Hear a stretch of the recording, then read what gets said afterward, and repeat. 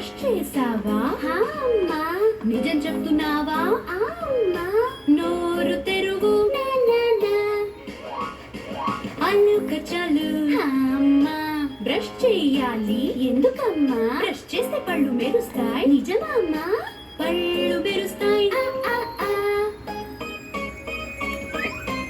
అలుక చలు. అమ్మా. Tooth paste పెట్టు.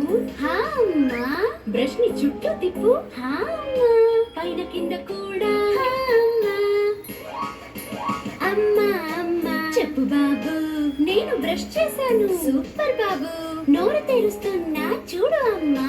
పళ్ళు మెరుస్తున్నాయి. సూపర్ బాబు. స్నేహితులారా బ్రష్ చేయండి.